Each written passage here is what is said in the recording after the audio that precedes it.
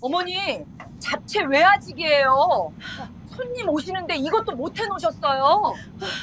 새벽 5시부터 전 부치고 있었습니다.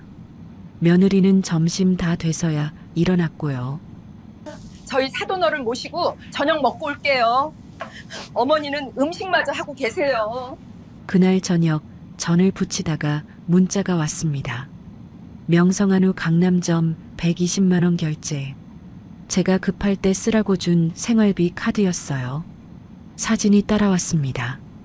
고급 한우집 개인룸에서 웃고 있는 아들 며느리와 사돈 내외. 테이블 위에는 최고급 한우 특선 코스가 가득했어요.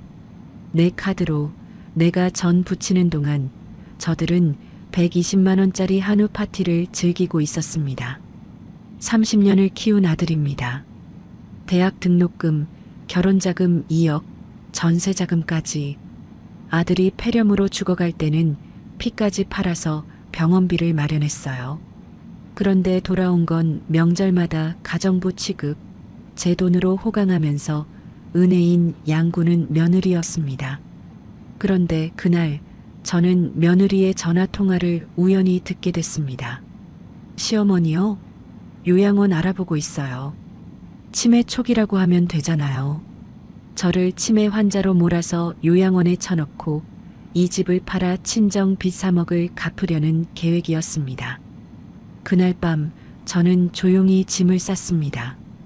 그리고 아들에게 문자 하나만 남겼어요. 다음 날 아침 99통의 전화가 미친 듯이 울려댔습니다. 대체 무슨 문자를 보낸 걸까요? 그리고 며느리의 최후는 어떻게 됐을까요? 30년 호구 엄마의 가장 조용하고 처절한 복수. 오늘은 70세 어머니가 명절 내내 혼자 일하는 동안 며느리가 시어머니 카드로 120만 원짜리 한우 파티를 즐기다가 결국 모든 걸 잃게 된 사연입니다. 자식한테 모든 걸 바쳤는데 돌아온 게 배신이라면 여러분은 어떻게 하시겠어요? 이 영상 끝까지 함께 해주세요. 설 연휴 첫날 새벽 5시, 저는 차가운 부엌 바닥에 서 있었습니다. 창밖은 아직 깜깜했어요. 입김이 나올 정도로 쌀쌀한 부엌에서 저는 앞치마를 두르고 도마 위에 재료들을 올려놓았습니다. 오늘 해야 할 일이 산더미처럼 쌓여 있었거든요. 전 부치고 잡채 만들고 갈비찜에 나물까지. 생각만 해도 한숨이 나왔지만 손을 놀릴 수는 없었습니다. 프라이팬에 기름을 두르고 동그랑땡을 올리자 지글지글 소리가 났어요. 기름 냄새가 온 집안에 퍼지는 동안 아들 내외의 방에서는 코 고는 소리가 들려왔습니다. 저는 그 소리를 들으며 묵묵히 전을 뒤집었어요. 점심이 다 되어서야 며느리 수진이가 방에서 나왔습니다. 수진이는 잠이 덜 깬 얼굴로 부엌에 들어오더니 냄비 뚜껑을 열어보며 물었어요. 어머니, 잡채는요? 저는 전 뒤집던 손을 멈추고 대답했습니다. 아직 못했어. 전 부치느라. 그러자 수진이가 한숨을 푹 내쉬며 말했어요. 휴, 손님 오시는데 이것도 못 해놓으셨어요? 어머니 진짜. 가슴이 뜨끔했습니다. 새벽 5시부터 일어나서 혼자 전을 부치고 있었는데 점심 다 돼서 일어난 며느리한테 핀잔을 듣다니요. 하지만 저는 아무 말도 하지 않았습니다. 며느리한테 괜히 말대꾸했다가 분위기 험해지면 명절 내내 불편하니까요. 저녁 무렵이었습니다. 수진이가 거실에서 전화 통화를 하고 있었어요. 저는 부엌에서 설거지를 하고 있었는데 수진이 목소리가 들려왔습니다. 엄마, 이번 달에도 300 보낼게. 조금만 더 버텨. 응, 알았어. 300이라면 300만 원이겠죠. 매달 친정에 그렇게 큰 돈을 보내나 싶어서 귀가 쫑긋해졌습니다. 하지만 며느리 집안일에 참견할 수는 없으니 모른 척했어요. 그래도 뭔가 깨름칙한 기분이 들었습니다. 다음 날 아침 아들 현수가 거실로 나오며 말했습니다. 엄마, 오늘 우리 사돈어른 댁에 인사드리러 갔다가 저녁에 올게. 저는 그냥 고개를 끄덕였어요. 사흘째 새벽부터 밤까지 혼자 음식 준비하느라 지쳐 있었거든요. 솔직히 나도 어디 데려가서 밥 한 끼 사줬으면 좋겠다는 생각이 들었지만 입 밖으로 꺼내지는 않았습니다. 그런데 수진이가 나가면서 말했어요. 어머니는 음식 마저 하고 계세요. 손님 오시잖아요. 저는 아무 말도 하지 못했습니다. 사흘 동안 전 부치고 갈비찜 만들고 대청소까지 혼자 다 했는데 나가면서 하는 말이 음식이나 하고 있으라니요. 그래, 알았다. 잘 다녀와.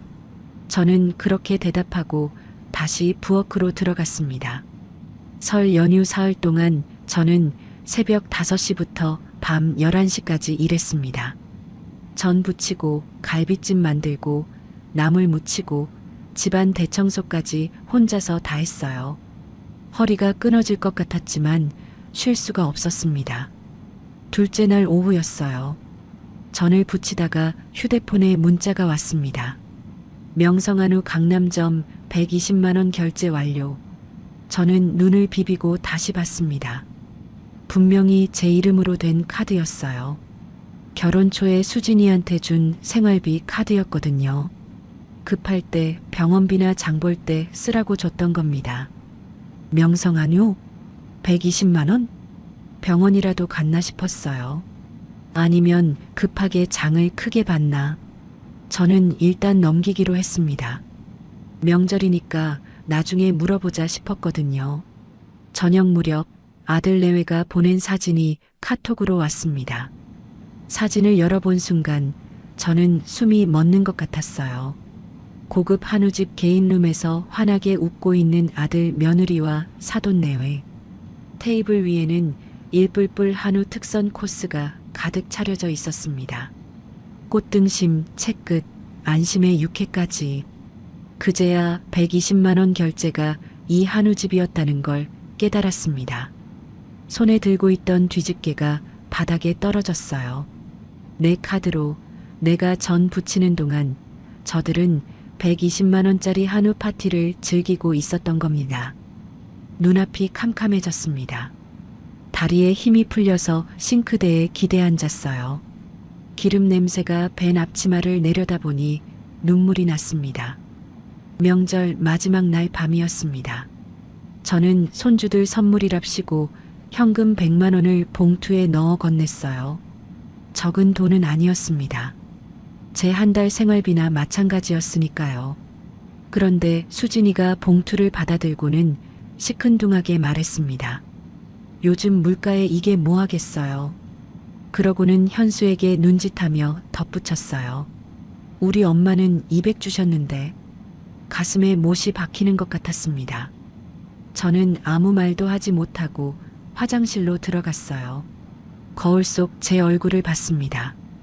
기름 냄새가 밴 머리카락, 물집이 잡힌 손, 굽은 허리. 사흘 동안 새벽부터 밤까지 일한 흔적이 고스란히 남아 있었어요.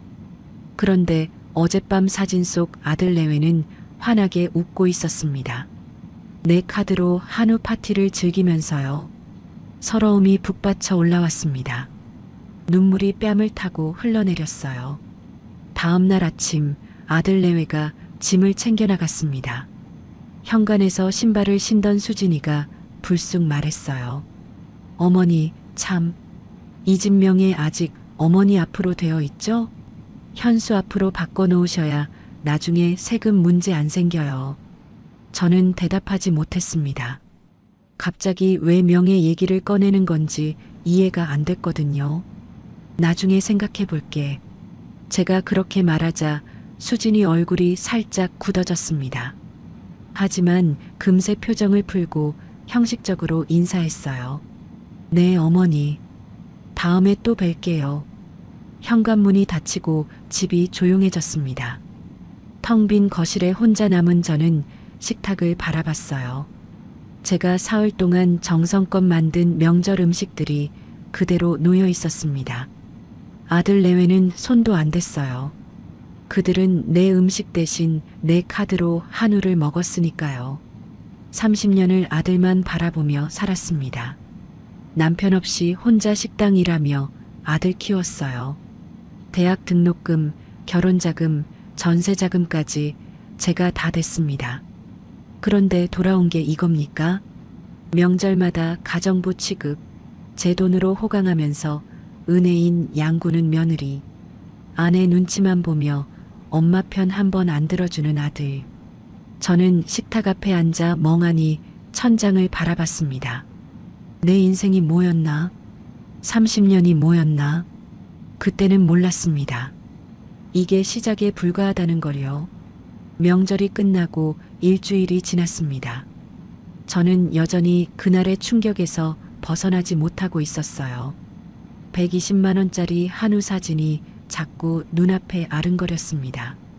내 카드로 내가 전 부치는 동안 저들은 웃으며 고기를 구워 먹고 있었다는 사실이요. 그날 오후 같은 아파트에 사는 친구 정복순이가 집에 찾아왔습니다. 복순이는 저와 30년 지기예요. 이 아파트에 처음 이사 왔을 때부터 알고 지낸 사이죠.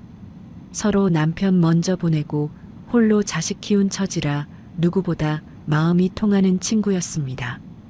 복순이가 현관문을 열자마자 말했어요. 순자야, 너 명절 때 혼자 고생한 거 다 봤어. 저는 거실로 복순이를 안내하며 대답했습니다. 뭘 봤어? 다들 그렇게 사는 거지. 복순이가 소파에 앉으며 눈을 부릅떴어요. 그렇게 살긴 뭘 그렇게 살아. 근데 너 알아? 내 며느리가 내 카드로 120만 원짜리 한우 먹은 거. 저는 가슴이 철렁 내려앉았습니다. 그걸 어떻게 해? 복순이가 한숨을 푹 쉬며 말했어요. 아파트 사람들 다 수군거려. 엘리베이터에서 내 며느리가 전화하는 거 들은 사람이 있대. 시어머니 카드로 한우집 결제했다고 자랑하더래. 자랑이라니요. 저는 할 말을 잃었습니다. 복순이가 제 손을 잡으며 물었어요. 순자야, 내 아들 결혼할 때 2억 줬지? 응. 전세자금도 네가 대줬잖아. 그랬지. 복순이 목소리가 높아졌습니다. 근데 왜 네가 집에서 전 부치는 동안 내 돈으로 그년들이 소고기 파티야? 순자야, 네가 호구야? 호구. 그 말이 가슴에 박혔습니다. 하지만 저는 고개를 저었어요. 그래도 내 새끼인데 어떡해. 복순이가 답답하다는 듯 말했습니다. 내 새끼면 다야? 그 새끼가 너한테 뭘 해줬는데? 명절 내내 엄마 혼자 일하게 두고 자기들은 한우 파티? 그것도 엄마 돈으로? 순자야, 정신 차려. 저는 아무 말도 하지 못했습니다. 복순이가 일어서며 말했어요. 나는 가볼게. 근데 순자야, 한 번만 더 생각해봐. 네가 저 집안에서 뭘로 보이는지, 가족인지 가정부인지. 현관문이 닫히고 저는 혼자 남았습니다. 복순이 말이 자꾸 맴돌았어요. 가족인지 가정부인지. 문득 통장이 생각났습니다. 서랍에서 통장을 꺼내 잔액을 확인했어요. 87만 원. 고작 87만 원이었습니다. 평생을 식당에서 일하며 모은 돈을 전부 아들한테 쏟아부었어요. 대학 등록금, 결혼자금 2억, 전세자금까지. 이제 남은 건 이 아파트 한 채뿐이었습니다. 그런데 그 아들은 내 돈으로 한우 파티를 즐기고 며느리는 내 100만 원을 우습게 여기고 있었어요. 눈물이 났습니다. 하지만 꾹 참았어요. 울어봤자 달라지는 건 없으니까요. 며칠 뒤 며느리 수진이한테서 전화가 왔습니다. 저는 반가운 마음에 얼른 전화를 받았어요. 며느리가 먼저 전화하는 일은 드물었거든요. 수진아, 무슨 일이야? 그런데 수진이 목소리는 차갑고 사무적이었습니다. 어머니, 저번에 말한 명의 이전 서류 좀 준비해 주세요. 현수가 바빠서 제가 처리할게요. 명의 이전. 또 그 얘기였습니다. 저는 조심스럽게 대답했어요. 명의 이전은 천천히 생각해 볼게. 순간 수진이 목소리가 싸늘해졌습니다. 어머니, 어차피 현수한테 갈 집이에요. 빨리 해두는 게 세금도 아끼고 좋아요. 왜 자꾸 미루세요? 압박하는 말투였어요. 저는 불쾌했지만 참고 말했습니다. 그리고 수진아, 그 카드 말인데. 카드요? 그 카드는 급할 때 쓰라고 준 건데 한우 집에서 120만 원이 결제됐던데. 잠시 침묵이 흘렀습니다. 그러더니 수진이가 되려 따지듯 말했어요. 아, 그거요? 사돈어른 모시고 식사했어요. 명절에 사돈 접대도 못하게 하실 거예요? 그것도 가족을 위한 건데. 저는 할 말을 잃었습니다. 내 카드로 120만 원을 쓰고도 당당하다니요. 그래도 미리 얘기를 해줬어야지. 어머니, 사소한 것 가지고 왜 그러세요? 저도 바쁜데 이만 끊을게요. 뚜뚜뚜. 전화가 끊겼습니다. 사소한 것이라니요. 120만 원이 사소한 건가요? 저는 한참을 멍하니 전화기를 바라봤습니다. 며칠 뒤 손주 생일이라고 연락이 왔습니다. 저는 10만 원짜리 용돈 봉투를 준비해서 아들 집으로 향했어요. 적은 돈이지만 제 형편에는 큰 돈이었습니다. 아들 집 현관 앞에 도착해서 비밀번호를 눌렀습니다. 그런데 문이 안 열렸어요. 비밀번호가 바뀌어 있었습니다. 저는 당황해서 초인종을 눌렀습니다. 한참을 기다려야 했어요. 5분은 좋게 지난 것 같았습니다. 그제야 문이 열렸는데 수진이가 귀찮다는 표정으로 서 있었어요. 어머니, 오셨어요? 왜 미리 연락 안 하셨어요? 미리 연락이라니요. 손주 생일에 할머니가 오는 게 그렇게 이상한 일인가요? 그냥 왔어. 손주 생일이잖아. 거실로 들어서는 순간 저는 발걸음을 멈췄습니다. 사돈 내외가 소파에 앉아 있었어요. 식탁에는 케이크와 선물들이 가득했습니다.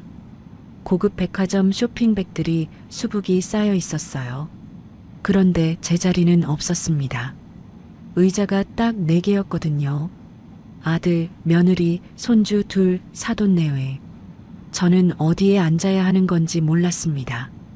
저는 구석에 서 있었습니다. 사돈 어머니가 손주에게 작은 상자를 건넸어요. 우리 손주 생일 축하해. 할머니가 금반지 해왔어. 금반지. 아마 100만 원은 넘을 거예요. 수진이가 환하게 웃으며 친정 어머니에게 안겼습니다. 역시 우리 엄마. 엄마 최고야. 저는 주머니 속 10만 원 봉투를 만졌습니다. 꺼내지 못했어요. 금반지 옆에 10만 원을 내밀 용기가 나지 않았습니다. 손주가 케이크 촛불을 끄고 다 같이 박수를 쳤습니다. 저도 박수를 쳤어요. 하지만 아무도 저를 쳐다보지 않았습니다. 어머니, 설거지 좀 도와주세요. 수진이가 저를 불렀습니다. 저는 부엌으로 갔어요. 싱크대에는 그릇들이 쌓여 있었습니다. 저는 고무장갑을 끼고 설거지를 시작했어요. 거실에서 웃음소리가 들려왔습니다. 설거지를 하면서 귀를 기울였더니 수진이 목소리가 들렸어요. 친정 어머니에게 속삭이듯 말하고 있었습니다. 엄마, 걱정 마. 이 집 문제만 정리되면 빚 다 갚을 수 있어. 저는 손이 멈췄습니다. 이 집 문제? 그게 무슨 뜻이지? 그래, 수진아. 엄마가 믿는다. 사돈 어머니 목소리였습니다. 저는 가슴이 철렁 내려앉았습니다. 이 집 문제라니요. 설마 우리 집을 말하는 건가요? 케이크를 자르는 시간이 됐습니다. 하지만 아무도 저를 부르지 않았어요. 저는 부엌 문틈으로 행복하게 웃는 가족들의 모습을 지켜봤습니다. 그 안에 제 자리는 없었습니다. 집으로 돌아왔습니다. 저는 신발도 벗지 않고 현관에 주저앉았어요. 손에는 아직 10만 원 봉투가 들려 있었습니다. 꺼내지도 못한 손주 생일 선물. 내가 낳고 키운 아들의 가족인데 그 안에 내 자리가 없었습니다. 비밀번호도 바꾸고 의자도 없고 케이크 자를 때도 안 부르고, 그리고 며느리가 한 말이 계속 맴돌았어요. 이 집 문제만 정리되면 빚 다 갚을 수 있어. 이 집이 뭐길래, 빚이 얼마길래. 불길한 예감이 들었습니다. 하지만 그때는 몰랐어요. 며느리가 꾸미고 있는 일이 얼마나 끔찍한 건지. 며칠 뒤 저는 아들 집에 다시 갔습니다. 손주 생일 때 두고 온 손수건을 가지러 간 거예요. 어머니가 돌아가시기 전에 손수 놓아주신 손수건이라 버릴 수가 없었거든요. 아파트 복도를 걸어가는데 현관문 앞에서 발걸음을 멈췄습니다. 문 안에서 수진이 목소리가 들려왔어요. 전화 통화를 하고 있는 것 같았습니다. 네, 부동산이죠? 부동산? 저는 귀를 기울였습니다. 그 아파트 시세가 얼마까지 올랐어요? 재건축 확정이면 15억까지 간다고요? 심장이 덜컥 내려앉았습니다. 우리 아파트 얘기였어요. 재건축 얘기가 돌기는 했지만 며느리가 왜 부동산의 시세를 물어보는 거죠? 저는 숨을 죽이고 문 앞에 서 있었습니다. 시어머니요? 수진이가 웃으며 말했어요. 그건 제가 알아서 할게요. 요양원 알아보고 있어요. 요양원? 저는 귀를 의심했습니다. 내가 잘못 들은 건가? 치매 초기라고 하면 되잖아요. 거기 보내면 이 집 우리 마음대로 할 수 있어요. 온몸이 굳어버렸습니다. 치매? 내가 치매라고? 다리에 힘이 풀렸어요. 벽에 손을 짚고 간신히 서 있었습니다. 수진이 목소리가 계속 들려왔습니다. 친정 빚이 3억이에요. 아버지 사업 실패한 거 아시잖아요. 이 집 팔면 다 갚고도 남아요. 3억? 친정 빚이 3억이라니요. 그제야 모든 게 이해가 됐습니다. 매달 친정에 300만 원씩 보내던 것도 손주 생일에 이 집 문제만 정리되면 빚 다 갚을 수 있어라고 했던 것도 저를 요양원에 보내고 이 집을 팔아서 친정 빚을 갚으려는 거였어요. 남편은 제가 잘 구슬릴게요. 효도한다고 요양원 보내자고 하면 돼요. 수진이가 웃으며 말했습니다.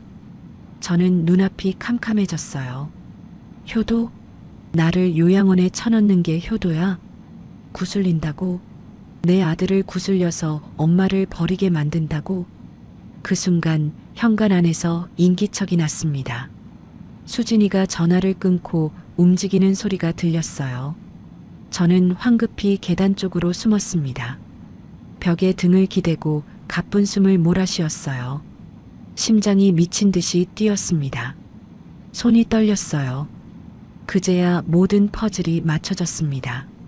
왜 며느리가 그토록 명예 이전을 재촉했는지, 왜 명절에 내 카드로 120만 원짜리 한우를 당당하게 먹었는지, 왜 손주 생일에 나를 부엌에 세워두고 케이크 자를 때 부르지 않았는지. 저는 처음부터 가족이 아니었어요. 돈 빨아먹을 거머리, 처분할 짐짝, 그게 며느리가 생각하는 저였습니다. 집으로 돌아왔습니다. 저는 곧장 서랍으로 가서 아파트 등기부등본을 꺼냈어요. 소유자 이름을 확인했습니다. 박순자, 분명히 제 이름이었습니다. 30년 전 남편이 산재 보상금으로 사준 집이에요. 남편이 돌아가시기 전에 꼭 제 명의로 해놓겠다고 했었죠. 당신 이름으로 해놓을게. 아무도 빼앗지 못하게. 남편 목소리가 귀에 맴돌았습니다. 그런데 며느리는 이 집을 팔아서 친정 빚을 갚으려고 하고 있었어요. 저를 치매 환자로 몰아서요. 저는 아들 현수에게 전화를 걸었습니다. 현수야. 엄마. 왜? 이 집 명의가 누구 앞으로 되어 있는지 알아? 당연히 엄마 앞이지. 아버지가 엄마한테 사준 집이잖아. 왜? 현수는 알고 있었습니다. 이 집이 제 집이라는 걸요. 저는 조심스럽게 물었어요. 수진이가 명예 이전하자고 했는데. 아, 그거 세금 문제 때문에 그런 거야. 엄마 걱정하지 마. 세금 문제. 현수는 아직도 그렇게 믿고 있었습니다. 저는 더 말하지 않았어요.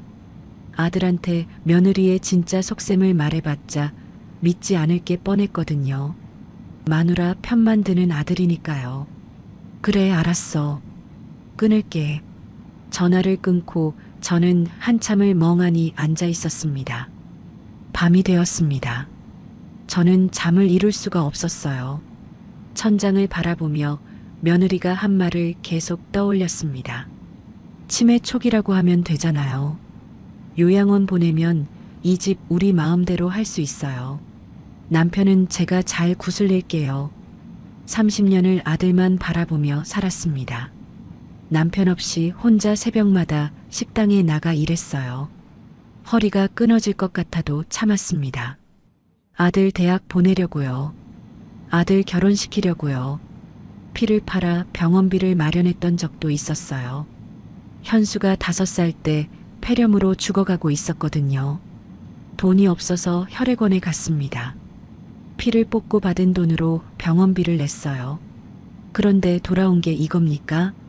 치매 환자로 몰아서 요양원에 쳐넣고 내 집을 팔아서 친정 빚을 갚겠다고 분노가 치밀어 올랐습니다. 하지만 동시에 너무 비참했어요. 내 인생이 뭐였나? 30년이 뭐였나? 눈물이 흘렀습니다.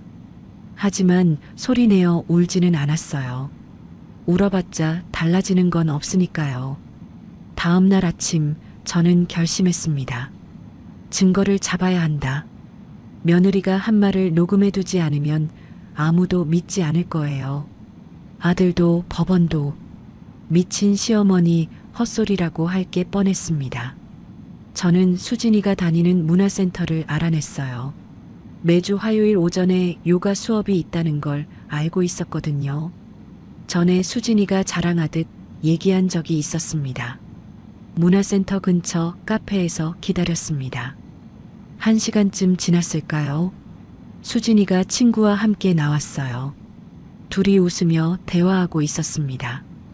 저는 조용히 뒤를 따라갔습니다. 근처 카페에 들어가길래 저도 따라 들어갔어요. 수진이는 저를 알아보지 못했습니다. 저는 모자를 푹 눌러쓰고 구석 자리에 앉았거든요. 휴대폰 녹음 버튼을 눌렀습니다. 수진이가 친구에게 말하고 있었어요. 다음 주에 요양원 상담 가기로 했어. 요양원? 시어머니? 응. 치매 초기라고 하면 돼.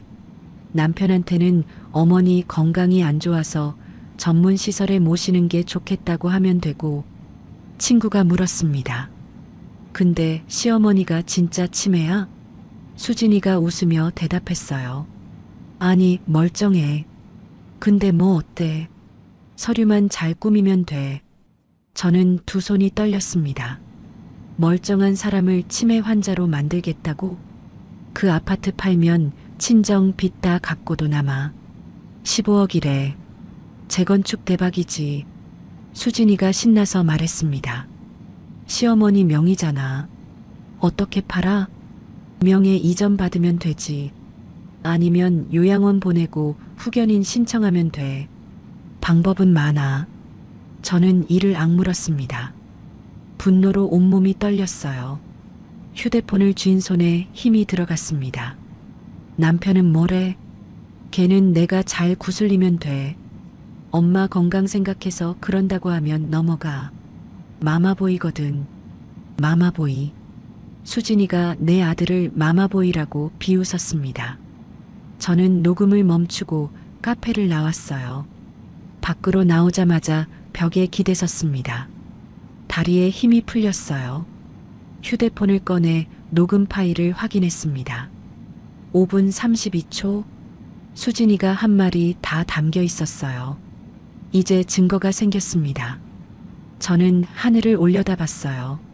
30년을 아들만 바라보며 살았는데 며느리한테 치매 환자로 몰려 요양원에 버려질 뻔했습니다. 하지만 이제 달라질 거예요.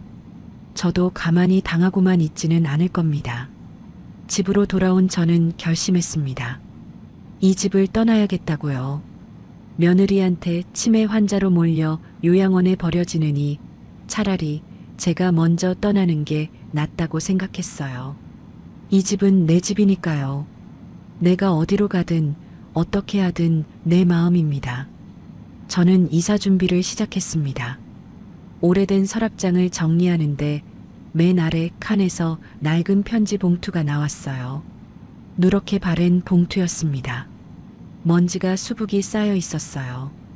봉투를 열어보니 남편 태호의 글씨체가 보였습니다. 심장이 멎는 것 같았어요. 30년 전 남편이 공사장 사고로 세상을 떠나기 일주일 전에 쓴 편지였습니다. 남편은 그때 이미 몸이 안 좋았어요.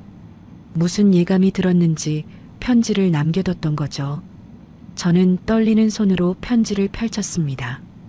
순자에게 당신이 이 편지를 읽을 때면 나는 이미 당신 곁에 없겠지.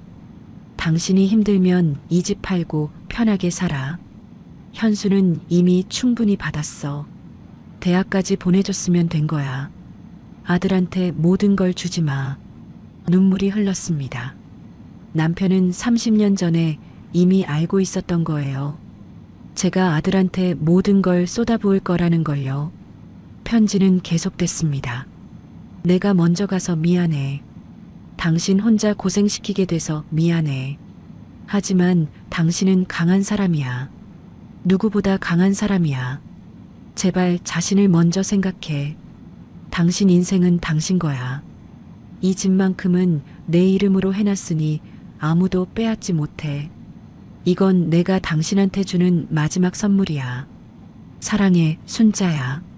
다음 생에도 당신한테 갈게. 저는 편지를 가슴에 안고 엉엉 울었습니다.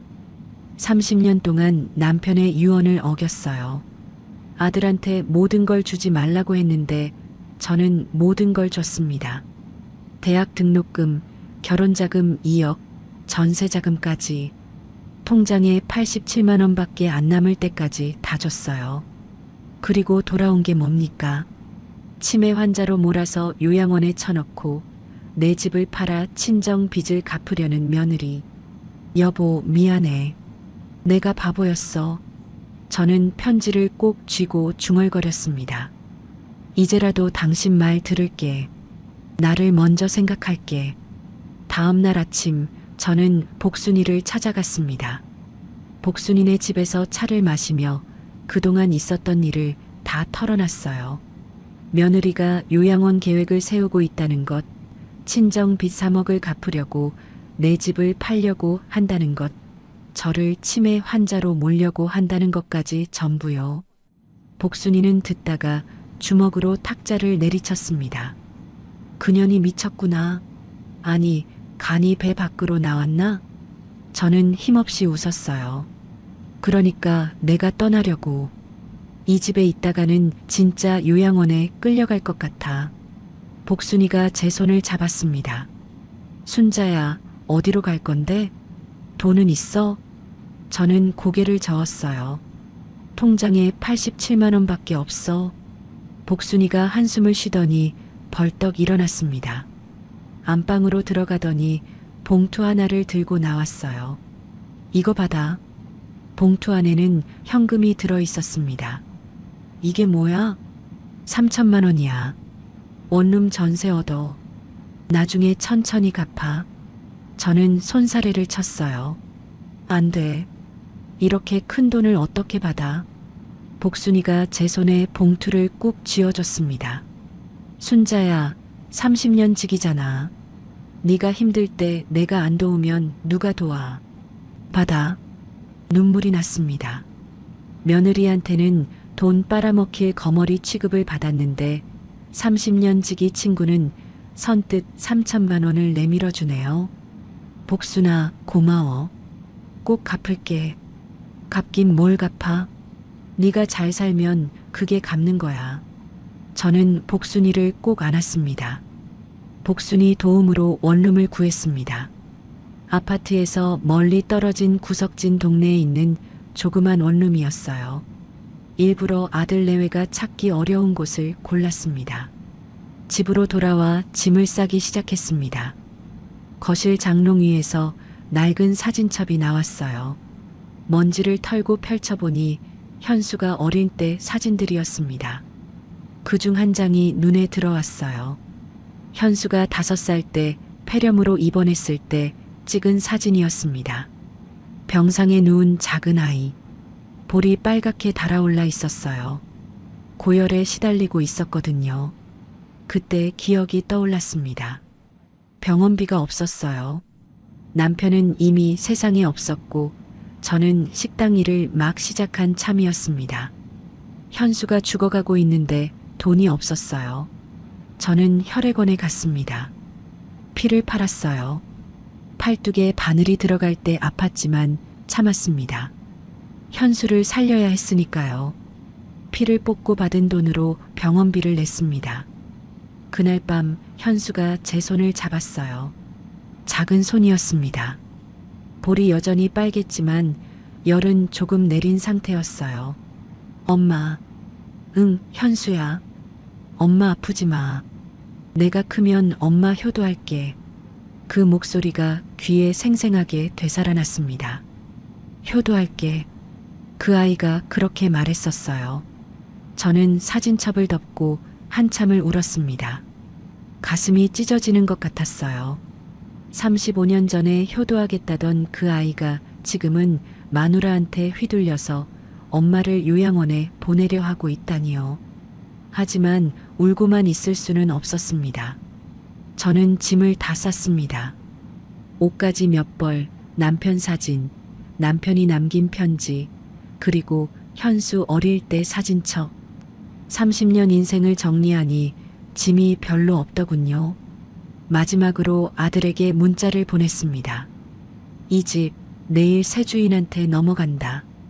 나는 떠난다. 다시는 찾지 마라. 전송 버튼을 누르고 휴대폰 전원을 껐습니다. 복순이가 불러준 이삿짐 트럭이 도착했습니다. 짐을 다 싣고 트럭에 오르기 전에 아파트를 마지막으로 돌아봤어요. 30년을 살았던 집이었습니다. 남편과 신혼 때 이사와서 현수를 키우고 남편을 떠나보내고 혼자 늙어간 집이에요. 창문마다 추억이 묻어 있었습니다. 잘 있어. 저는 작게 인사하고 트럭에 올랐습니다. 원룸에 도착했을 때는 해가 지고 있었어요. 작은 방이었습니다. 화장실이랑 부엌이 붙어 있는 원룸. 30년 살던 아파트에 비하면 초라했어요. 하지만 여기는 내 공간이었습니다. 아무도 저를 치매 환자로 모는 사람이 없는 곳이요. 복순이가 짐 정리를 도와줬습니다. 순자야, 오늘은 푹 쉬어. 내일 와서 또 도와줄게. 고마워, 복순아. 복순이가 돌아가고 저는 혼자 남았습니다. 밤이 깊었어요. 저는 침대에 누워 천장을 바라봤습니다.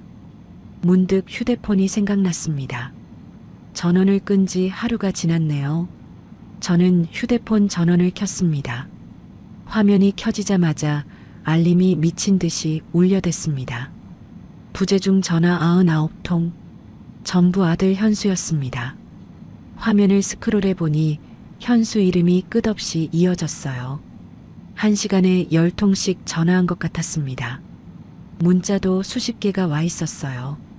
엄마, 이게 무슨 소리야? 엄마, 전화 받아.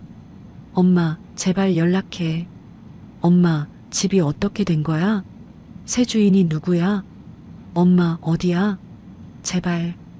저는 휴대폰을 내려놓고 창밖을 바라봤습니다. 99통. 그렇게 급하게 전화할 일이 있었으면 평소에 잘하지 그랬어. 저는 쓴웃음을 지었습니다. 내일 아들이 찾아오겠죠. 어떻게든 주소를 알아내서 올 거예요. 그때 모든 걸 보여줄 겁니다. 녹음 파일도, 남편 유언장도. 30년 호구 엄마는 이제 끝입니다. 다음 날 아침이었습니다. 저는 원룸 침대에서 눈을 떴어요. 낯선 천장이 보였습니다. 아, 여기가 이제 내 집이구나. 잠깐 멍하니 누워 있다가 일어나 커튼을 열었어요. 그런데 창문 밖에 사람이 서 있었습니다. 현수였어요. 원룸 건물 앞에서 서성이고 있었습니다. 코트깃을 세우고 양손을 호주머니에 넣은 채로요. 얼마나 오래 서 있었는지 코끝이 빨갛게 얼어 있었어요. 저는 한숨을 쉬었습니다. 어떻게 주소를 알아냈는지 모르겠지만 예상대로 찾아왔군요. 현관문을 열었습니다. 현수가 저를 보자마자 뛰어왔어요. 그리고 현관 앞에 털썩 무릎을 꿇었습니다. 엄마. 저는 아무 말 없이 아들을 내려다봤습니다. 엄마, 제발 설명 좀 해줘. 그 집 새 주인한테 넘긴다는 게 무슨 말이야? 엄마가 파는 거야? 현수 목소리가 떨리고 있었어요. 눈이 충혈되어 있었습니다. 밤새 잠을 못 잔 것 같았어요. 저는 차갑게 대답했습니다. 그래. 내가 팔든 말든 내 맘이지. 내 집이니까. 엄마, 갑자기 왜 이래? 현수가 일어서며 물었어요. 수진이가 명예 이전 얘기해서 기분 나쁜 거야? 그건 세금 때문에 그런 거야. 엄마한테 나쁜 마음이 있어서 그런 게 아니라고. 저는 피식 웃었습니다.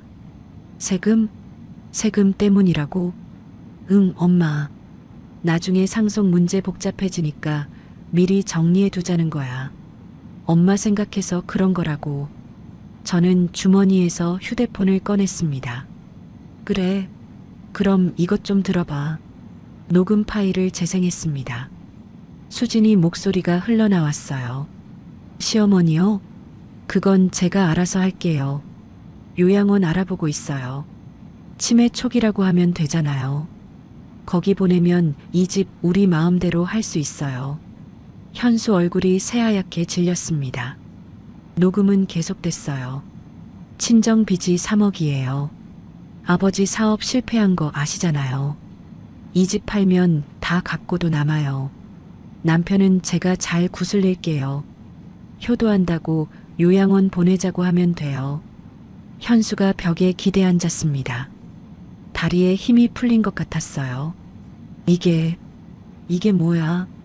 저는 휴대폰을 끄고 말했습니다. 내 마누라가 나를 치매 환자로 만들어서 요양원에 쳐넣고 이 집 팔아서 친정 빚 갚으려고 했어. 엄마, 근데 그 집은 내 집이야. 내 아버지가 돌아가시기 전에 내 이름으로 해놓은 내 집이라고.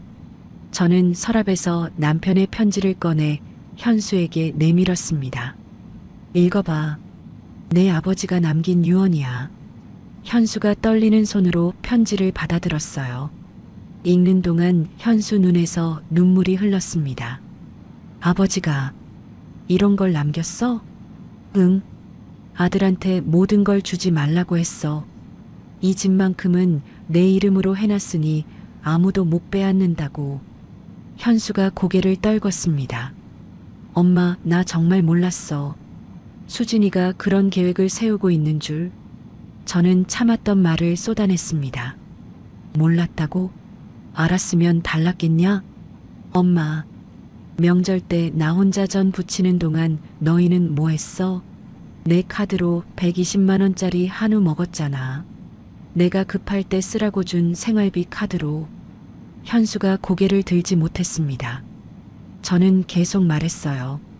손주 생일에 나를 부엌에 세워두고 케이크 자를 때 부르지도 않았잖아. 사돈한테는 금반지에 비행기 표면서 나한테는 뭐 잡채 타령이나 하고 100만 원 줬더니 요즘 물가에 이게 뭐 하겠냐고 했잖아. 우리 엄마는 200 주셨다면서. 목소리가 떨렸습니다.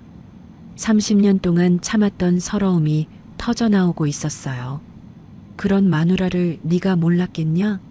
몰랐으면 눈이 있어도 장님이고 알았으면 공범이야. 현수가 무릎을 꿇고 두 손을 모았습니다. 엄마, 제발 한 번만 기회를 줘. 내가 수진이한테 다 따지고 바로잡을게. 제발. 저는 고개를 저었습니다. 늦었어. 이미 30년이나 참았다. 내 아버지 말대로 이제 나를 위해 살 거야. 그때 현관문이 열리며 복순이가 들어왔습니다. 복순이는 바닥에 꿇어앉은 현수를 보더니 씩씩거리며 말했어요. 현수야, 네가 이렇게 클 때까지 내 엄마가 얼마나 고생했는지 알아? 아줌마, 너 5살 때 폐렴 걸려서 죽어가던 거 기억나? 병원비가 없어서 내 엄마가 뭘 했는지 알아? 현수가 고개를 들었습니다. 복순이가 소리쳤어요. 피를 팔았어. 혈액원에 가서 피를 뽑아서 그 돈으로 내 병원비를 냈다고. 그거 아직도 갚은 거냐? 현수 얼굴이 일그러졌습니다. 그거 몰랐어요. 몰라서 엄마를 이 꼴로 만들어놨어?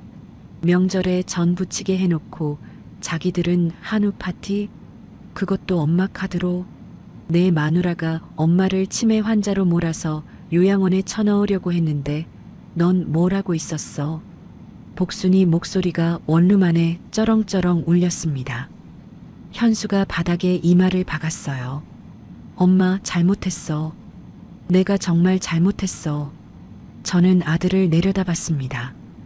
불쌍하다는 생각이 들었어요. 하지만 동정할 수는 없었습니다. 30년 동안 저를 방치한 건 이 아이니까요. 현수야, 일어나. 엄마, 오늘은 가. 엄마도 생각할 시간이 필요해. 현수가 천천히 일어났습니다. 눈이 퉁퉁 부어 있었어요. 엄마, 나 다시 올게. 제발 기회를 줘. 저는 대답하지 않았습니다. 현수가 무거운 발걸음으로 현관을 나섰어요. 문이 닫히는 소리가 났습니다. 복순이가 제 옆에 섰습니다. 순자야, 잘했어.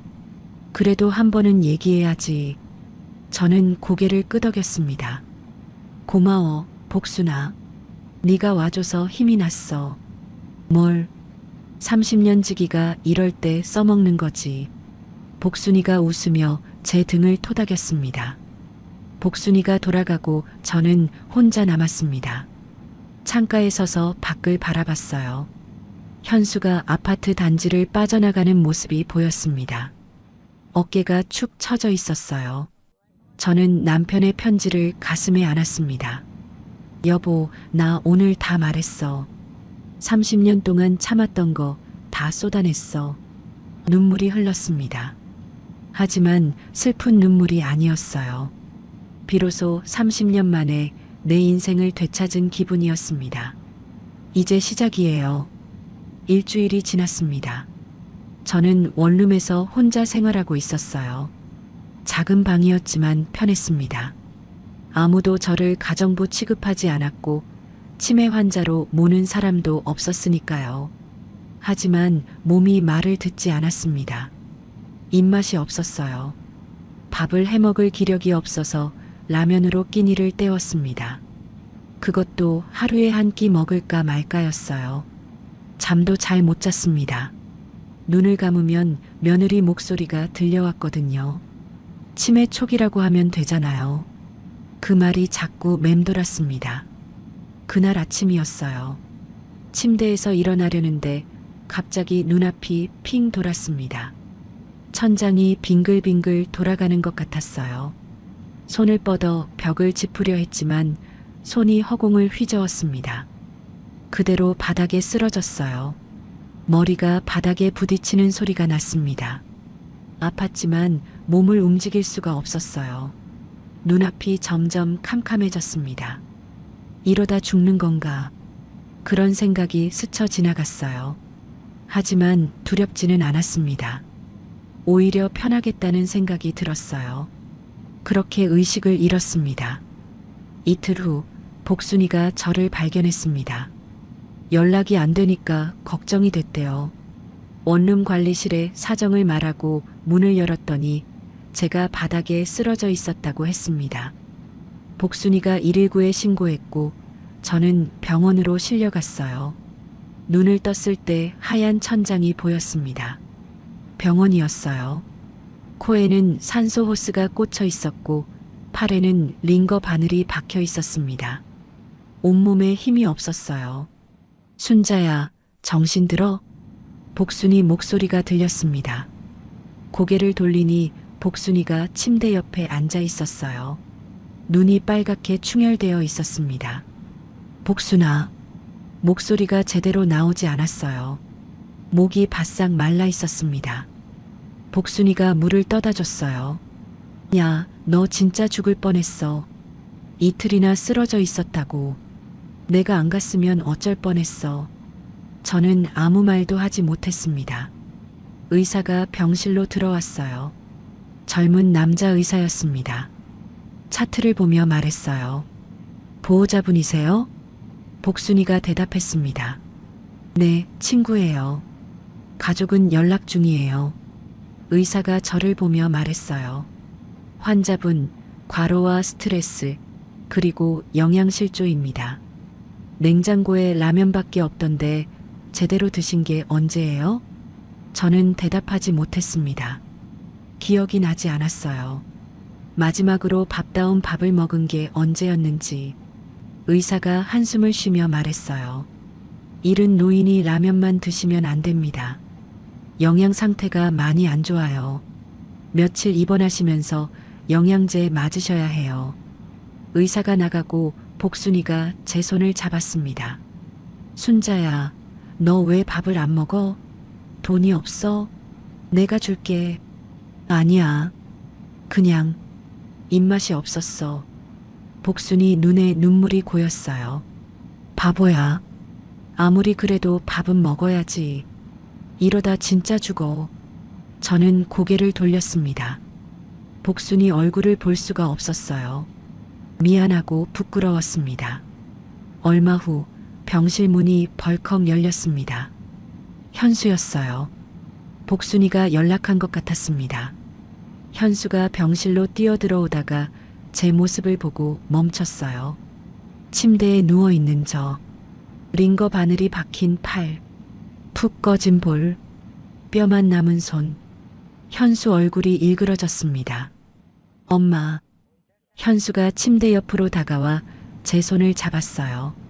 손이 떨리고 있었습니다. 엄마, 왜 이렇게까지?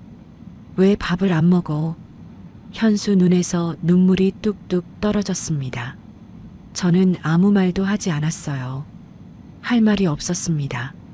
그때였습니다. 병실 문이 또 열렸어요. 수진이었습니다. 수진이가 과일 바구니를 들고 들어왔어요.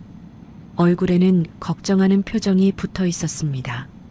하지만 눈빛은 달랐어요. 뭔가를 계산하는 눈빛이었습니다. 어머니, 괜찮으세요? 제가 왔어요. 수진이가 과일 바구니를 탁자에 내려놓으며 말했습니다. 저는 수진이를 바라봤어요. 아무 말도 하지 않았습니다. 수진이가 침대 옆으로 다가왔어요. 어머니, 많이 놀랐어요. 현수한테 연락받고 바로 왔어요. 거짓말이었습니다. 눈빛을 보면 알 수 있었어요. 걱정하는 게 아니라 무언가를 노리고 온 거였습니다. 수진이가 슬쩍 말을 꺼냈어요. 어머니, 건강이 이러시니까 아파트 관리가 걱정이에요. 저는 눈을 가늘게 떴습니다. 수진이가 계속 말했어요. 제가 대신 관리해 드릴까요? 어머니가 아프신 동안 집이 비어 있으면 안 되잖아요. 서류만 몇 개 사인해 주시면 제가 알아서 할게요. 서류, 사인. 저는 피식 웃었습니다.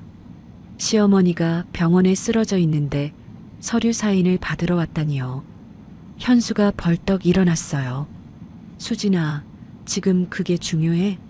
엄마가 쓰러져서 병원에 실려왔는데 지금 서류 얘기야? 수진이가 눈을 동그랗게 뜨며 말했습니다. 아니, 어머니 건강 생각해서 그런 거지.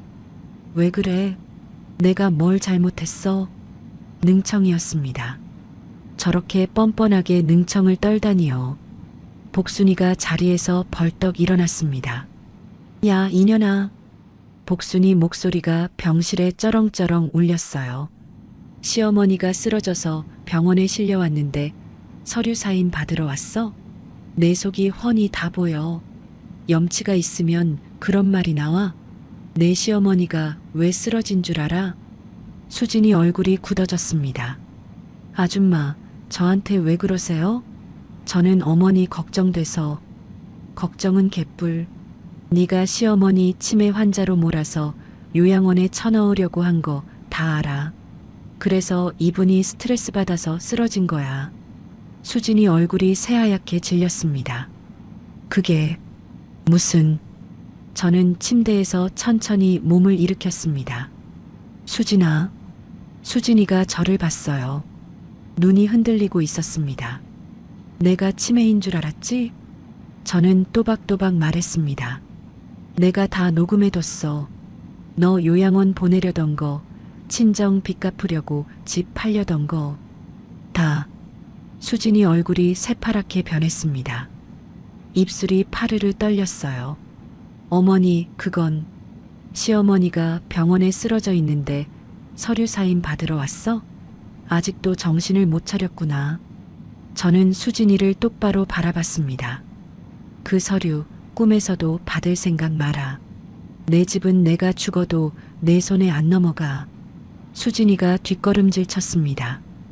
현수가 수진이를 노려보고 있었어요. 눈에 분노가 가득했습니다. 수진아, 나중에 얘기하자. 지금은 나가. 현수야, 나는. 나가. 현수가 소리쳤습니다. 수진이가 과일 바구니도 안 챙기고 병실을 뛰쳐나갔어요. 문이 쾅 닫히는 소리가 났습니다. 병실에 정적이 흘렀습니다. 현수가 제 앞에 무릎을 꿇었어요. 엄마, 미안해. 내가 그 여자를 못 막아서. 저는 현수를 바라봤습니다. 현수야, 엄마는 괜찮아. 이제 네가 알았으니까. 현수 어깨가 들썩였습니다. 소리 없이 울고 있었어요. 복순이가 제 등을 토닥였습니다. 순자야, 이제 다 끝났어. 네가 이겼어. 저는 고개를 저었어요. 아직 안 끝났어. 전현이 저렇게 쉽게 포기할 리가 없어. 창밖을 바라봤습니다. 해가 지고 있었어요. 하지만 이상하게 마음이 편했습니다. 이제 진짜 끝을 볼 때가 됐어요. 수진이가 당황하며 말했습니다. 그건 오해예요. 어머니 걱정돼서 요양원 알아본 거지. 나쁜 뜻이 아니었어요. 저는 피식 웃었어요. 오해? 그래, 그럼 이것도 오해인지 들어봐. 저는 휴대폰을 꺼내 녹음 파일을 재생했습니다. 수진이 목소리가 병실에 울려 퍼졌어요. 시어머니 치매 초기라고 하면 돼요. 거기 보내면 이 집 우리 마음대로 할 수 있어요. 친정 빚이 3억이에요. 이 집 팔면 다 갚고도 남아요. 현수가 벌떡 일어났습니다. 얼굴이 새빨갛게 달아올라 있었어요. 눈에 핏줄이 섰습니다. 이게 무슨 소리야? 현수가 수진이를 노려봤어요. 친정 빚이 3억? 그래서 우리 엄마를 치매 환자로 만들려고 했어? 수진이가 뒷걸음질 쳤습니다. 현수야, 그건 당신도 알잖아. 우리 친정이 얼마나 힘든지. 아버지 사업 실패해서 빚더미에 앉았잖아. 나도 어쩔 수 없었어. 어쩔 수 없었다고? 저는 침대에서 몸을 일으켰습니다. 다리가 후들거렸지만 참았어요. 이 말은 꼭 해야 했습니다. 어쩔 수 없었다고? 명절 때 나한테 일만 시키고 내 카드로 120만 원짜리 한우 먹으러 간 것도 어쩔 수 없었냐? 수진이가 입을 열었지만 저는 말을 끊었어요. 내가 급할 때 쓰라고 준 생활비 카드야. 그 카드로 사돈 접대하고 나는 집에서 전 부치게 해놓고 그것도 어쩔 수 없었어? 어머니, 그건 손주 생일에 나를 부엌에 세워둔 것도 비밀번호 바꿔서 초인종 누르게 한 것도 케이크 자를 때 안 부른 것도 다 어쩔 수 없었냐고. 목소리가 떨렸습니다. 30년 동안 참았던 서러움이 터져나왔어요. 사돈한테는 금반지에 비행기 표면서 나한테는 뭐 잡채 왜 아직이냐고 핀잔이나 주고 100만 원 줬더니 우리 엄마는 200 줬다고 비꼬고. 수진이 얼굴이 일그러졌습니다. 그건 어머니가 너무 예민하신 거예요. 제가 언제 그렇게까지. 그러더니 수진이가 말을 바꿨어요. 그리고 그 아파트 어차피 나중에 현수한테 갈 거잖아요. 저는 귀를 의심했습니다. 뭐라고? 조금 빨리 정리하는 게 뭐가 나빠요? 어차피 상속받을 건데. 어머니가 살아계실 때 정리 하나 돌아가시고 정리 하나 똑같잖아요. 병실이 조용해졌습니다. 복순이가 전현이 진짜 라고 중얼거렸어요. 현수가 수진이에게 다가갔습니다. 얼굴이 창백했어요. 너 지금 무슨 소리 하는 거야? 엄마 살아계신데 엄마 집을 내 맘대로 해? 게다가 엄마를 치매 환자로 몰아서? 현수야, 내 말은 그게 아니라. 닥쳐. 현수가 소리쳤습니다. 저는 그런 현수를 처음 봤어요. 항상 마누라 눈치만 보던 아들이 처음으로 소리를 질렀습니다. 나 이혼할 거야. 더 이상 못 참아. 수진이 눈이 휘둥그레졌어요. 뭐? 현수야, 지금 뭐라고 했어? 이혼한다고. 더 이상 너랑 못 살아. 수진이가 현수 앞에 무릎을 꿇었습니다. 현수야, 잘못했어. 내가 정신이 없었어. 친정비 때문에 너무 힘들었어. 제발 한 번만 용서해줘. 수진이가 울부짖었어요. 아이들 생각해서라도. 아이들한테 엄마 없으면 어떡해. 제발. 현수가 고개를 돌렸습니다. 너 때문에 우리 엄마가 쓰러졌어. 영양실조로. 냉장고에 라면밖에 없었대. 그런데 너는 병원에 와서 서류 사인 받으려고 했잖아. 그게 사람이야? 수진이가 말문이 막혔습니다. 저는 침대에서 천천히 내려왔어요. 복순이가 부축해줬습니다. 수진이 앞에 섰습니다. 수진이가 바닥에 엎드린 채 저를 올려다봤어요. 눈물이 줄줄 흐르고 있었습니다. 어머니, 제발이요. 잘못했어요. 한 번만 봐주세요. 저는 수진이를 내려다봤습니다. 밉다는 생각이 들었어요. 정말 밉더군요. 하지만 동시에 한심하기도 했습니다. 며느리야. 수진이가 저를 바라봤어요. 난 너를 용서 안 할 거야. 평생. 수진이 얼굴이 일그러졌습니다. 하지만 이혼은 현수가 결정할 일이지 내가 시킬 일은 아니다. 그건 너희 부부 문제야. 수진이 눈에 희망이 스쳤어요. 저는 단호하게 말했습니다. 대신 확실히 해둘게. 내 집은 한 푼도 내 손에 안 간다. 꿈에서도 생각하지 마라. 어머니, 나는 치매가 아니야. 멀쩡해. 그리고 그 집은 내 남편이 나한테 사준 내 집이야. 내가 죽을 때까지 내 거고 죽고 나서도 내 손에는 안 넘어가. 저는 수진이를 똑바로 바라봤어요. 이제 나가라. 다시는 내 앞에 나타나지 마. 수진이가 울면서 일어났습니다. 비틀거리며 병실 문으로 향했어요. 문을 열다가 한번 뒤돌아봤지만 저는 눈길도 주지 않았습니다. 문이 쾅 닫혔습니다. 병실에 정적이 흘렀어요. 현수가 제 앞에 무릎을 꿇었습니다. 엄마. 현수 목소리가 떨리고 있었어요. 내가 그동안 정말 못난 자식이었어. 마누라한테 휘둘려서 엄마를 이렇게 만들어 놓고. 현수가 바닥에 이마를 박았습니다. 명절 때 엄마 혼자 일하게 둔 것도, 카드로 한우 먹은 것도, 손주 생일 때 부엌에 세워둔 것도 다 내가 막았어야 했어. 근데 난 마누라 눈치만 봤어. 엄마한테 잘해야 하는데 못했어. 현수 어깨가 들썩였습니다. 소리 없이 울고 있었어요. 엄마, 미안해. 정말 미안해. 저는 한참 동안 아들을 내려다봤습니다. 밉기도 하고 안쓰럽기도 하고 복잡했어요. 하지만 결국 제가 낳은 자식이었습니다. 저는 몸을 낮춰 아들의 등을 쓸어내렸어요. 현수야, 일어나. 엄마, 이제 알면 됐어. 현수가 고개를 들었습니다. 눈이 벌겋게 부어 있었어요. 저는 아들의 얼굴을 두 손으로 감쌌습니다.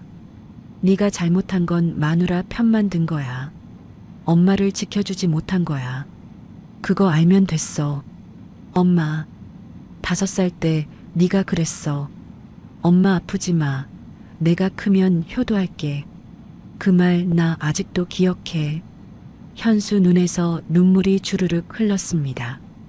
이제라도 그 약속 지켜. 늦었다고 생각하면 진짜 늦어. 저는 아들을 안아줬습니다. 작은 아이였을 때처럼, 폐렴으로 죽어가던 그때처럼 제 품에 안고 등을 토닥여줬어요. 현수가 제 품에서 엉엉 울었습니다. 복순이가 눈물을 훔치며 중얼거렸어요. 에휴, 이 바보 같은 것들. 저도 눈물이 났습니다. 하지만 슬픈 눈물은 아니었어요. 드디어 끝이 보이는 것 같았습니다. 퇴원 후 2달이 지났습니다. 많은 것이 바뀌었어요. 재건축이 확정된 아파트는 이주 절차를 밟게 됐습니다. 저는 이주비 일부를 받아서 시골 고향 근처에 작은 집을 마련했어요. 마당이 있는 조그만 집이었습니다. 텃밭도 있었어요. 복순이한테 빌렸던 3천만 원도 갚았습니다. 복순이가 받으려 하지 않아서 실랑이를 벌였어요. 야, 이거 받아. 빚은 빚이야. 순자야, 그냥 가지고 있어. 나중에 또 필요할지 모르잖아. 아니야. 받아. 나 이제 괜찮아. 복순이가 결국 봉투를 받으며 웃었습니다. 야, 너 진짜 강해졌다. 원래 강했어. 잠깐 바보짓을 했을 뿐이지. 우리는 함께 웃었어요. 어느 날 복순이한테서 전화가 왔습니다. 순자야, 너 그 소식 들었어? 무슨 소식? 복순이가 신나서 말했어요. 그 수진이 말이야. 이혼 확정됐대. 저는 조용히 듣고 있었습니다. 현수가 이혼 소송 넣었는데 수진이가 양육권 포기 각서 쓰고 아이들 현수한테 맡겼대. 친정 빚 때문에 아이들 키울 형편이 안 됐나 봐. 양육권 포기. 수진이가 아이들까지 포기했다니요. 그리고 말이야, 그년 아파트 커뮤니티에서 완전 왕따래. 왕따? 응. 시어머니 치매몰이에서 요양원 보내려 했다고 소문 다 퍼졌어. 시어머니 카드로 120만 원 한우 먹은 것까지 다 알려졌대. 내 얘기 아는 사람들이 수군수군하니까 얼굴을 못 들고 다닌대. 저는 쓴웃음을 지었습니다. 친정도 빚 때문에 난리라더라. 결국 아무것도 못 건지고 친정으로 쫓겨갔대. 복순이가 통쾌하다는 듯이 말했어요. 쯧쯧, 인간이 그러면 안 되는 거야. 하늘이 무섭지도 않았나. 저는 창밖을 바라봤습니다. 수진이가 불쌍하다는 생각은 들지 않았어요. 자기가 심은 대로 거둔 거니까요. 어느 일요일 아침이었습니다. 마당에서 빨래를 널고 있는데 차 소리가 들렸어요. 고개를 들어보니 익숙한 차가 집 앞에 멈춰 섰습니다. 현수였어요. 차 문이 열리더니 작은 아이들이 뛰어내렸습니다. 손주들이었어요. 할머니, 손주들이 저를 향해 달려왔습니다. 저는 빨래 바구니를 내려놓고 두 팔을 벌렸어요. 어이구, 우리 강아지들. 손주들이 제 품에 안겼습니다. 따뜻했어요. 가슴이 뭉클해졌습니다. 현수가 뒤따라 들어오며 웃었어요. 엄마, 잘 지냈어? 그래, 잘 지냈다. 밥 먹었어? 아니, 엄마 밥 먹으러 왔지. 저는 웃으며 부엌으로 갔습니다. 점심을 차렸어요. 거창한 건 아니었습니다. 된장찌개에 계란말이, 나물 몇 가지. 하지만 정성껏 만들었어요. 밥상 앞에 둘러앉아 함께 밥을 먹었습니다. 손주들이 할머니 밥 맛있어 라며 밥을 퍼먹었어요. 저는 그 모습을 보며 웃었습니다. 이런 게 행복이구나. 진짜 행복. 식사를 마치고 현수가 조심스럽게 말을 꺼냈어요. 엄마, 재건축 끝나면 새 아파트 엄마 명의로 그대로 둘 거야. 절대 안 건드릴게. 저는 고개를 저었습니다. 아니다. 그 집은 네가 가져라. 엄마, 대신 약속해. 저는 아들의 손을 잡았습니다. 손주들 잘 키워라. 한 달에 한 번은 여기 와라. 그리고 다시는 여자한테 휘둘리지 마라. 그게 내가 원하는 전부야. 현수 눈에 눈물이 고였어요. 엄마, 내 아버지가 그랬어. 아들한테 모든 걸 주지 말라고. 근데 나는 바보같이 다 줬어. 이제라도 아버지 말 들으려고. 현수가 밥상 앞에서 엎드렸습니다. 엄마, 다시 태어나도 엄마 아들로 태어날게. 이번엔 진짜 효도할게. 제발. 저는 아들의 등을 쓸어내렸어요. 그래, 다음 생은 내가 골라 낳을 거야. 이번처럼 못난 놈 말고. 현수가 울음을 터뜨렸습니다. 저도 웃음이 나왔어요. 슬픈 웃음이 아니라 편안한 웃음이었습니다. 손주들이 신기한 듯 물었어요. 아빠 왜 울어? 아빠가 할머니한테 혼났어. 에이, 아빠 바보. 우리는 함께 웃었습니다. 저녁 무렵 현수와 손주들이 돌아갔습니다. 저는 마당에 서서 멀어지는 차를 바라봤어요. 손주들이 창문 밖으로 손을 흔들었습니다. 저도 손을 흔들어 줬어요. 차가 골목을 돌아 사라지고 나서야 저는 집 안으로 들어갔습니다. 서랍에서 남편의 편지를 꺼냈어요. 30년 된 낡은 편지. 누렇게 바랜 종이에 남편의 글씨가 또렷했습니다. 여보, 나 이제야 당신 말 들었어. 저는 편지를 가슴에 안고 중얼거렸어요. 늦어서 미안해. 30년이나 걸렸어. 그래도 이제라도 알았으니까 됐지? 창밖으로 별이 보였습니다. 남편이 저 별 중 하나가 되어서 저를 보고 있을 것 같았어요. 당신 말대로 이제 나를 위해 살 거야. 남은 인생은 내 거니까.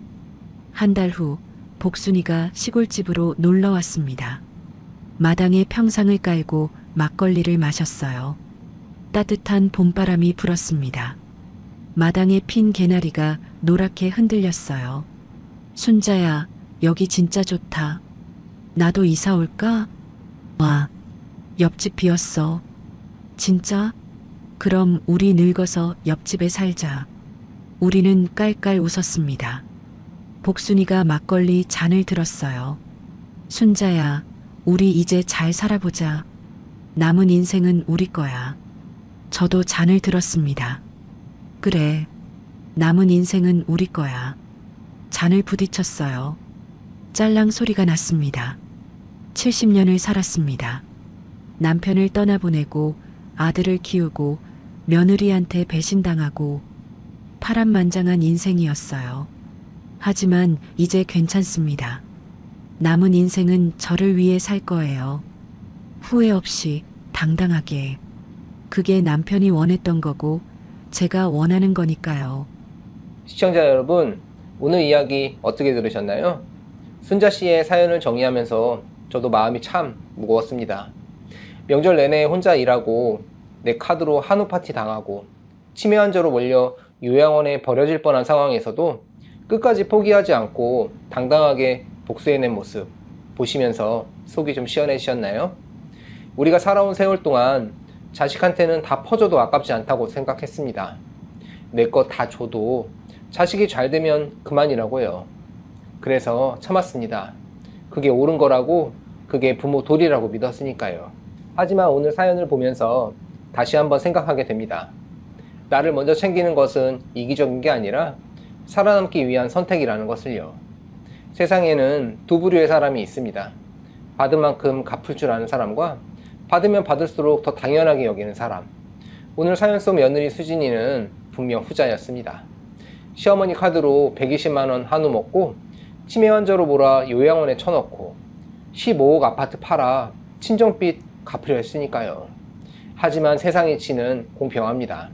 뿌린 대로 거두는 법이지요. 그녀의 결말은 이혼의 양육권 포기, 아파트 왕따에 친정으로 쫓겨나는 것이었습니다. 옛말에 가는 말이 고와야 오는 말이 곱다 했습니다.